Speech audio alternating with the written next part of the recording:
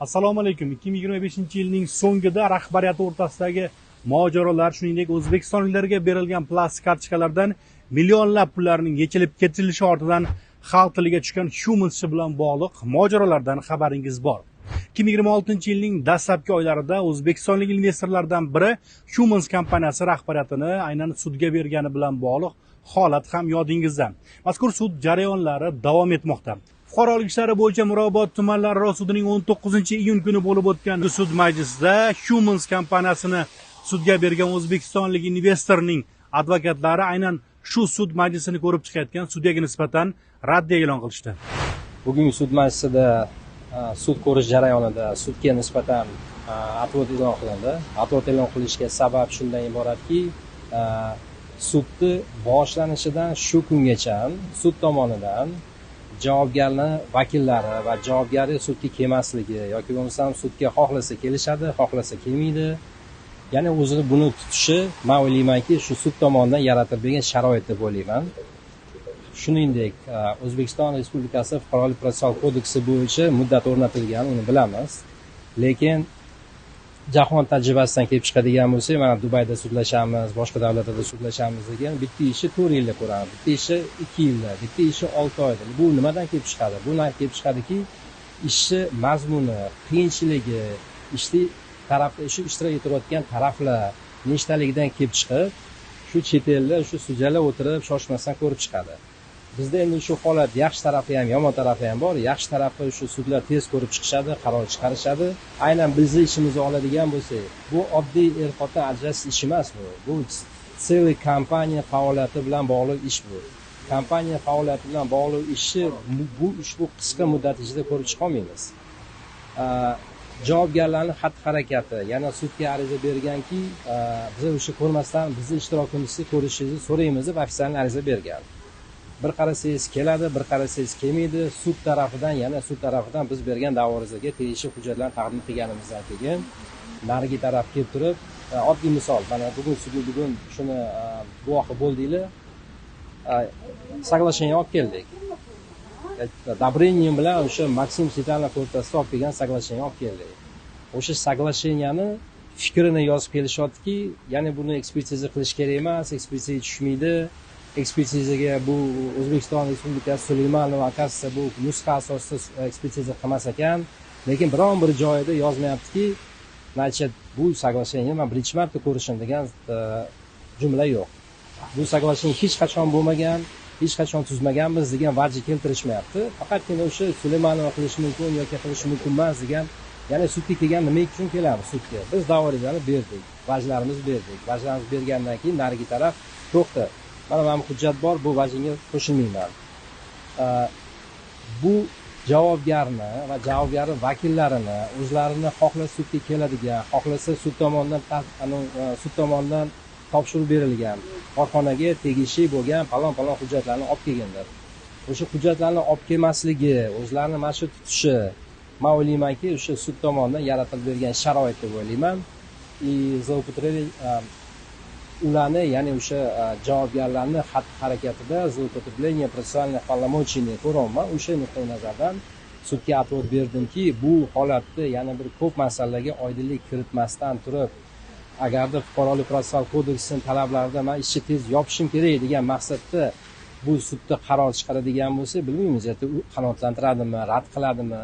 Qanoatlantirgan taqdirda ham, rad qilgan taqdirda ham o'sha sudni biz xohlaymizki, sud har taraflama ko'rib chiqib, ya'ni taraflar sudga bergan iltimosnomasini qanoatlantirgan bo'lsa, o'sha qanoatlantirish natijasida hujjatlar kelish kerak, o'shalarni o'rganish natijasida qaror chiqarishni biz tarafdorimiz. Rad qilib bersa ham biz bilishimiz kerak, nima sababdan rad qilingan. Qanoatlantirsa ham bilishimiz kerak, nima sababdan qanoatlantirilgan. Shu nuqtai nazardan shu biz bugun shu iltimosnoma sudga atvod berdik. Endi o'sha keyingi sud majlisida ko'rib chiqadi. Da'vogar advokatlarning Daryo jurnalistlariga bildirishicha, bu raddiyaning bir necha sabablari bor.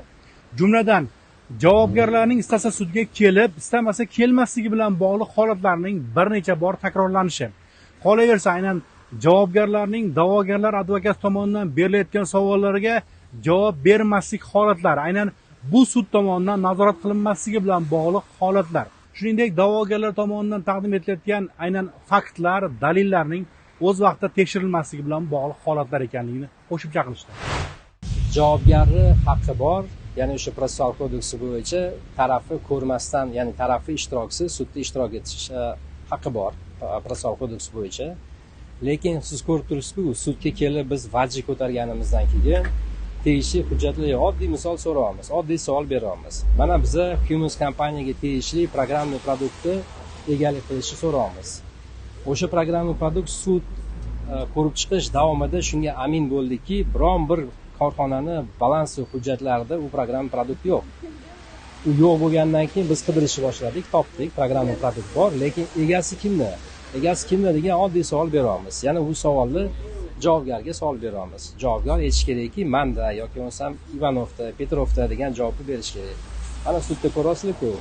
Vроде Cummins kompaniyasi bor, xizmat ko'rsatyapti, lekin asosiy programma produkt, ya'ni investorlar tomonidan tikilgan investitsiya o'sha programma produktni ishlab chiqarishga ketgan. O'sha programma produkt hozir qayerda? Nima uchun balansda yo'q? Nima uchun korxonani balansda yo'q u programma produkt? Repetisionniy upravляющийni отчетini olib keldi. Repetisionniy upravляющийni отчетini ko'radigan bo'lsangiz, u yerda bino bor, ikkita mashina bor, boshqa hech narsa yo'q. U yerda qani u programma produkt? Programma produktni biz topdik-ku, mana Germaniyada o'sha programma produktni ishlatib, mana Sotuy kompaniya ishlatib yuribdi. Biz topdik-ku u programma produktni. Nima uchun u Добрынинda bo'lishi kerak? Nima uchun korxonaga tegishli bo'lgan, ya'ni mani klientim investor sifatida kiritgan pul mablag'lari asosida yaratilgan programma produkt nima uchun Добрынинni shaxsan yoki bo'lmasa o'sha uni upravleniyasida bo'lishi kerak? Nima uchun? Axir u jamiyatning mulki bo'lishi kerak edi. Bizda investitsiya pul olayotganda, misol uchun o'sha jamiyatning mulki, jamiyatda o'sha jamiyat uchun yaratilgan programma produkt deb nima deydi, va'da berilgan. Undan tashqari biz sud majlisiga olib keldik, peripiskasini olib keldik. Peripiska har zamonda o'sha mani da'vogarga, ya'ni Maksim Sidanovga Vladimir Добрынин tomonidan va uni Finansiy departament tomonidan bergan hujjatlarga asosan bizda programma produkt bor. Programma produktning narxi 12 million dollar deb konsolidированный отчет beryapti. Ya'ni nima bo'lyapti? Faoliyat davomida shu narsani tushundimki, peripiskani o'qiydigan bo'lsangiz, mana bizning отчетimiz, sizlar tikayotgan pulinglar ishlab ketmayapti. Sizlar tikayotgan pulinglar, ya'ni investitsiya qilgan pulinglarga programma produkt yaratdik, mana balansda turibdi degan отчет bergan. Отчетni hozir mana ko'taryapmiz, yo'q-ku programma produkti biron bir na Cummins aksionerlik jamiyatida yoki bo'lmasa MCHni balansda u biron bir anaqani ko'rganimiz yo'q. Bundan tashqari hozirgi kunda sud tomonidan chiqarilgan, ya'ni mera обещания iska bor. Ya'ni da'voni ta'minlash chorasi sifatida ajrim chiqarilgan. O'sha ajrim biza o'sha maqsad nima ediki, programma produkt bor, undan foydalanyapti.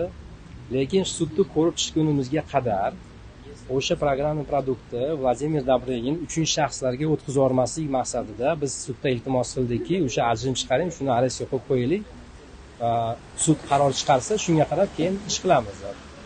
Endi shuni hozir Apple ga yozdik. Ya'ni App Store ga kiradigan bo'lsangiz, hozirgi kunda App Store ga kirib, shuni telefonni olib App Store ga kirib, Cummins ilovasini yuklayman deydigan bo'lsangiz, Cummins ilovasini egasi, ya'ni o'sha vладелец sifatida Cummins License degan korxona turibdi. Cummins License likvidatsiya bo'lgan.